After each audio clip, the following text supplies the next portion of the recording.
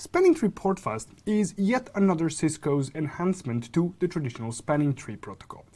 This is a feature designed for ports that are facing clients, that are facing computers, the servers, maybe even routers, or in some rare circumstances, switches, if we are sure that we are not going to create a loop by doing what this feature does. And what this feature does is when the port transitions from the disabled to a non-disabled state, in other words, when we do a no shutdown on the port, or when we plug something into the port, which causes the port to come up, this feature is going to bypass the initial listening and learning phases of the spanning tree and immediately transition into the forwarding state. This feature can be configured using two different methods. One is the global configuration using the spanning tree PortFast default command. This is going to cause the PortFast to be enabled on all the ports that are currently in operational access mode. That means all the ports that are configured manually to be access ports, or the dynamic ports that have failed to negotiate the trunk. Another way to configure this feature is when we configure it per port, simply using the spanning tree PortFast command. These two configuration methods are very similar in their nature. The only difference is that when configured per port, this feature can be actually enabled for trunks as well. By default, when we do spanning tree PortFast, this command will apply only if this port is an access port. If the port in question is not an access port, in other words, if it's a trunk, the PortFast will not be enabled on the port. But we can force it to be enabled on the port using the spanning tree PortFast trunk command. But what happens if we do spanning tree PortFast trunk on the port and the port is not a trunk? Well, in that case, the port will still be PortFast. I will show you this in an example in the terminal in just a minute. In either case, either when it's configured globally or per port, this feature is not unconditional. What do I mean by that? This feature is conditional on the incoming BPDUs. If there are no incoming BPDUs, which means that we are not connected to the switch that runs the spanning tree, the feature will be active. If that's the case, we say that on this port, PortFast is in operational PortFast state. But it's not in operational PortFast state if it's either disabled on the port by not being enabled, or if you receive an incoming BPDU. The incoming BPDU on the port will reset, turn off the PortFast feature, causing this port to behave like a normal port. There are some features that are dependent on the operational PortFast state of the port. These two features are the BPDU guard and the BPDU filter. Now, as we will see when I talk about these two features can also be unconditional, non-dependent, independent from the PortFast, but they can also be configured in such a way that they depend on the PortFast state of the port. And when I say the PortFast state of the port, I really mean the operational PortFast state on the port. I'm just going to throw one more thing out there, and that is that the PortFast state is maintained for access ports on per port basis and for trunks on per VLAN basis. Now, this is a lot to digest, so as usual, let's see it in action. As usual in these demonstrations, I'm going to use a very simple network to demonstrate the PortFast. I'm going to have two switches, Cat1 and Cat2, that are going to be interconnected like this. This is going to be Fast Ethernet 24 and Fast Ethernet 24 on Cat2. I'm going to have several interfaces on Cat1 connected in VLAN 1. So I'm going to have Fast Ethernet 01 through Fast Ethernet 05 connected to some hosts. Most of these hosts are actually going to be routers. One of them is going to be my Linux PC, but it doesn't matter. All I need from these hosts is to make sure that the interface is up. So the only configuration on these hosts here is that the interfaces are enabled. I'm not going to look into IP addresses or anything of the sort, just that the interfaces are up. So let's go to our terminal and confirm that this is indeed configured as such. If I go to my cat1 and issue show spanning tree command, I will see that I have only one interface that is operational at the moment, and that's the interface facing my cat2. Let's bring those 5 host-facing interfaces up. I'm going to go into configure terminal, I'm going to say interface range fastnet 01 to 5, and I'm going to say no shutdown. When these interfaces go up, and as you can see that right here behind me, and if I do show spanning tree again, I will see that these 5 interfaces now are undergoing the regular spanning tree operations. I can see that these ports are now listening. If I repeat my command now, I will see that these ports have now transitioned into a learning state. If I wait just a little bit and I repeat my show spanning tree command, I will see that some, if not all of them, just like now, have actually transitioned into forwarding state. This transition from listening to learning and then finally to forwarding state will take 30 seconds. Sometimes this is an undesirable operation. So let's see how PortFast can actually help us solve this problem. To do that, I'm going to go into the config terminal and I'm going to start by shutting all these ports down. And then I'm going to say in the global configuration, I'm going to say spanning tree PortFast default. And as the warning message here says, this will enable PortFast on all of my ports. But not really on all of my ports, because one port is not going to be an access port in my configuration. If I repeat show spanning tree, I will see that fastnet 024 is actually a trunk port. And as trunk, it is not eligible to become PortFast as the result of the global configuration. Let's confirm that. I'm going to run the command show spanning tree interface fastnet 024 PortFast. This command here will show me the operational PortFast state of the port. And I can see here that for VLAN number 1, which is the only configured VLAN that I have in my switch, the PortFast is disabled. So let's bring those 5 ports up. So I'm going to say again interface range fastnet 01 to 5, and I'm going to say no shutdown. Let's see what the result is.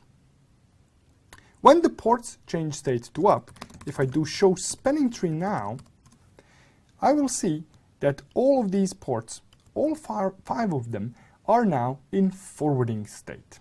But what about the PortFast state on these ports? If I do show spanning tree interface fastnet 01 PortFast, I will see that the PortFast state is actually enabled. So this is how PortFast works when it's connected, when it's configured globally. But as I said, this is a conditional state. It's conditional on not receiving any BPDUs from the other side. Let's try what happens when we actually have BPDUs from the other side. To test that, I'm going to go to my interface fastnet 24 and I'm going to shut it down. I do not want this interface to be trunk anymore. I want it to actually be the access port. If I do show run interface fastnet 24, I'm going to see here that this port is now in dynamic desirable mode. I'm going to change this to dynamic auto, and if the same configuration is on the other side, so this is cat2, and we can see that there is no configuration on the port, which means it will be dynamic auto. Let's now bring the interface up. If I do no shutdown, when the interface comes up, if I do show spanning tree, I can see that this port is now forwarding. Does this mean that my PortFast is actually enabled on this port? Let's take a look. I'm simply going to do show spanning tree interface fastnet 24 PortFast. And it says here that the PortFast is enabled. But am I not connected to the switch on the other side? Well, I am, but which switch is the root? Cat1 is the root switch. So that means that there are really no BPDUs coming from the other side. Well, depends which interface comes up first. So let's go to cat2 now, and let's say that cat2 will be the root for VLAN 1. So I'm going to say spanning tree VLAN 1 root primary. If I go to cat1 and I repeat the exact same command here, I'm going to see that the PortFast for VLAN 1 is disabled. So now that cat2 is the root, let's repeat the same exercise. I'm going to shut the port down facing cat2, and then I'm going to do no shutdown immediately followed by do show spanning tree. Now the reason why I'm typing it here is because I want to have it in my copy paste buffer. So I'm going to do no shutdown, and I'm going to say do show spanning tree, and I want to see what happens here. Take a look. The port is immediately in the forwarding state. If I do show spanning tree interface fastnet24 PortFast, the PortFast is disabled. So how comes that the port is now forwarding when the PortFast is disabled? Well, here's why.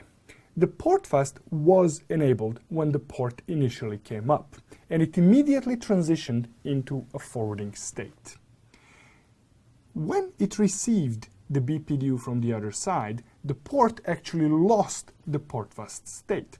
However, what didn't happen is that this port went back to the blocking state, because there was no reason for this port to go to blocking, because the calculated spanning tree topology from cat1's perspective was that this port needs to be forwarding because it's the root port.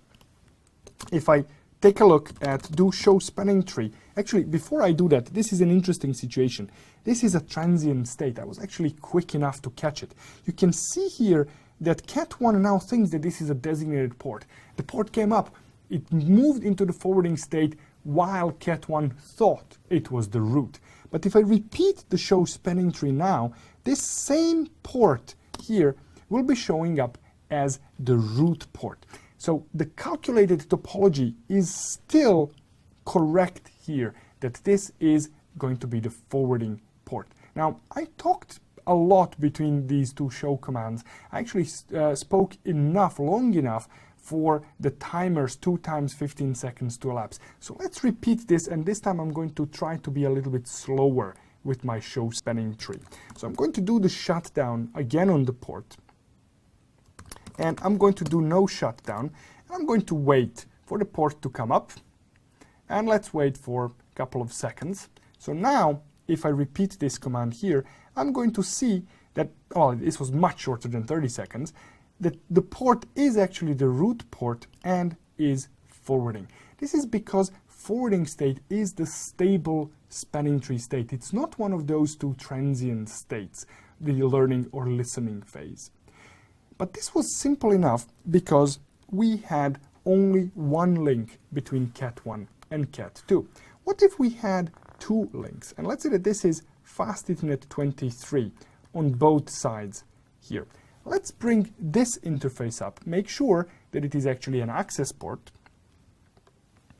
So I'm going to go to interface FastNet 23. I'm going to say actually default interface FastNet 23. And if I take a look at the configuration of this interface, I will see that there is really nothing there. Now, what I'm going to do is I'm going to make sure that it is shut down on at least one of the sides. So here it is on cat2. I'm going to say no shutdown on cat2 side. And again, I want to do no shutdown on cat1. And immediately following that, I want to do the show spanning tree. And I can see here very quickly that spanning tree converged. Now I was a bit too slow now because I wasn't able to show you actually one of the transient states, but I'm going to try to repeat the exercise in a second to try to do that. We can see here that even though FastNet 23 didn't go through its motions, didn't go through the listening and learning phase, it moved immediately into forwarding state before it received the BPDU from the other side. It converged to be the forwarding. But we can also see that FastNet 24 moved very quickly into the blocking state, which means that even with the PortFast enabled, spanning tree actually worked fine. One of the big misconceptions about the PortFast is that for some reason it turns off spanning tree. It doesn't turn off spanning tree. The port will still send BPDUs if it needs to send BPDUs. It will still be able to converge into either the forwarding or the blocking state. The only thing that happens is that it is going to bypass the listening and learning phases of the spanning tree. The next thing that I'm going to try to do is I'm going to try to catch FastInternet 23 and 24 on my Cat1 when they're both forwarding. Now, this is a transient state, which is going to be there for a very, very brief period. So you will forgive me if I have to try multiple times. I will show you only the successful attempt though. So let's give it a try. I'm going to start by preparing my show spanning tree command, but this one is not going to be the full show spanning tree. I actually just want to show the information about two of my interfaces, FastInternet 23 and 24. And this command here in the combination with the regular expression will actually show me the output that I'm interested in. So next thing that I'm going to do is I'm going to go to interface range FastInternet 23 to 24, and I'm going to shut these interfaces down. If I run my command that I have in my copy-paste buffer, I'm going to have no output because these interfaces are down. So let's bring them up, and I'm going to start running this command very quickly multiple times. So now this is what I wanted to show you. You can see here that both of these interfaces are now thinking that they are designated and they are both forwarding. At this point in time, PortFast was active on both of these ports. Now, this would be rather tricky to catch, but we can try to do that as well, but I will leave that as an exercise to you. Now, immediately when these interfaces came up, as soon as we received the first BPDU from the other side, we can see that my two interfaces, FastInternet 23 and 24, actually converged to the proper spanning tree topology. This means that spanning tree did its job, but during that brief period when both of these interfaces were actually forwarding, we did have a loop in our network, which disappeared as soon as spanning tree converged. But a very, very brief loop, depending on your environment and your applications, could still be a very, very dangerous thing to have.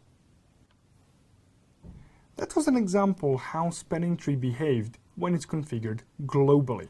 Let's now undo that configuration. So I'm going to say no spanning tree PortFast default. So now spanning tree is actually turned off on all of my ports.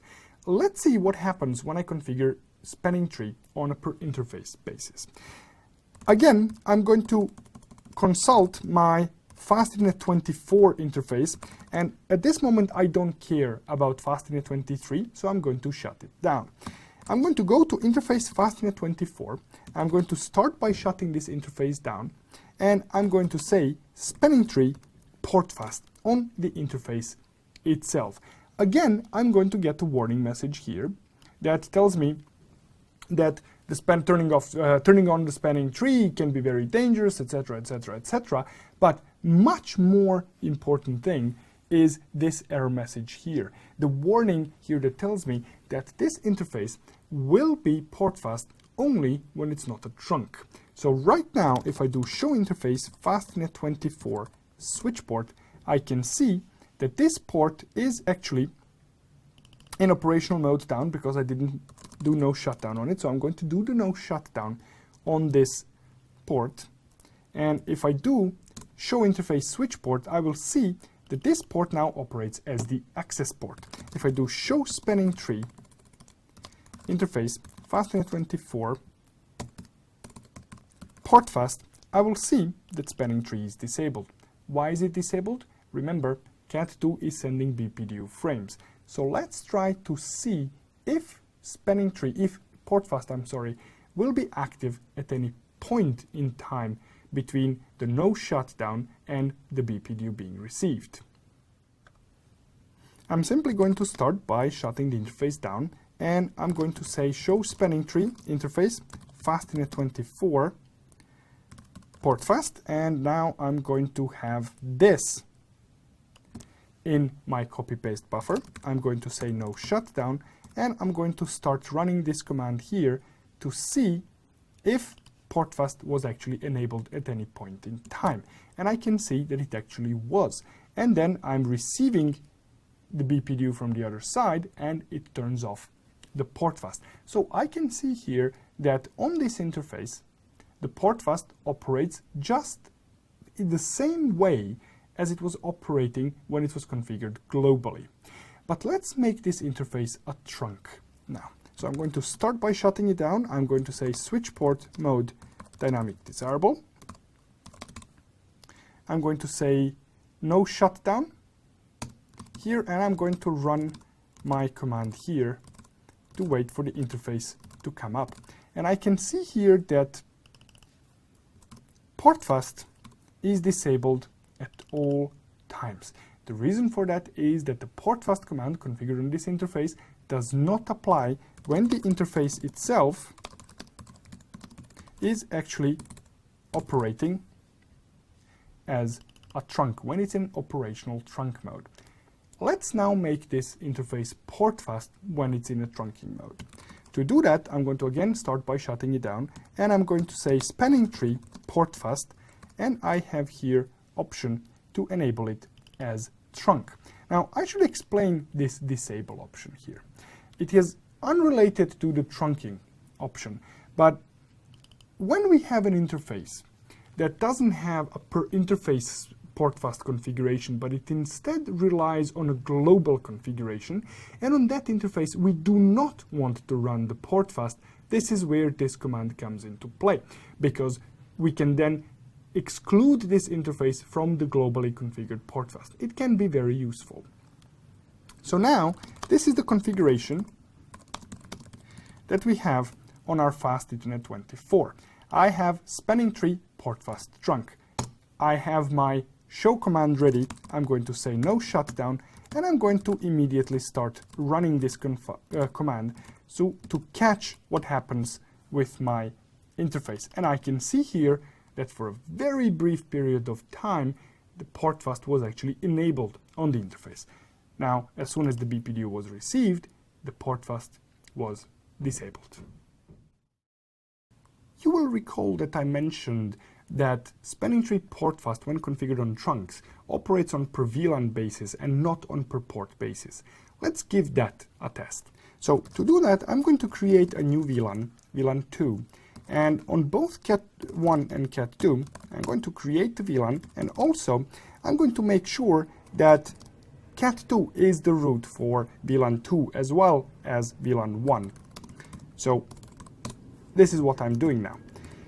If I go to Cat1 and if I run show spanning tree, I will see now that I have two instances of spanning tree, one for VLAN 1, and it's active on Fastnet 24, and another one for VLAN 2, which is also active on Fastnet 024. If I do show spanning tree interface Fastnet 24 PortFast, I will see now that I have a separate status for VLAN 1 and VLAN 2. And I can see that spanning tree PortFast is disabled in both cases. Let me go ahead and shut the port down between Cat1 and Cat2. Then on Cat2, I'm going to turn off spanning tree for VLAN number 2. Then on Cat1, I'm going to say no shutdown, and I'm going to say show spanning tree, like so. I can see here that when I first run this command, Fastnet 24 for VLAN 1 moves into designated forwarding, and Fastnet 24 for VLAN 2 is also designated forwarding.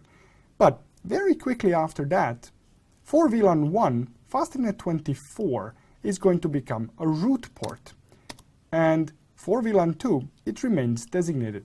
Why does it remain designated? Because there are no BPDUs coming from Cat2. The BPDUs are now being transmitted by Cat1.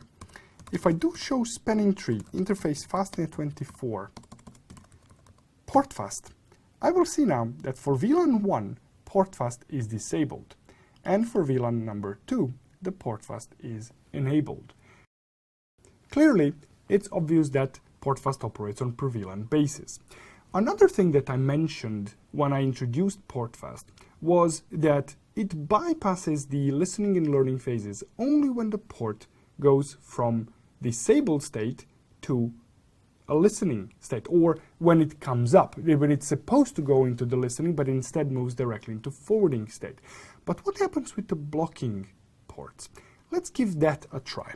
So what I'm going to do next is I'm going to remove VLAN 2 because I don't really need it for this exercise, but I'm going to bring back into the mix my Fast Ethernet 23 interface. But I'm just going to be working with access ports now. There's no special reason, it's just simpler to see what's going on.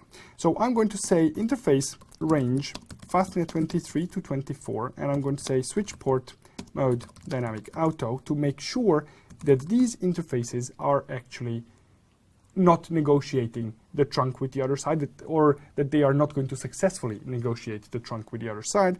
And here I'm going to say spanning tree PortFast. So if I do show run interface Fastnet 23 and 24, this is the configuration I'm going to have.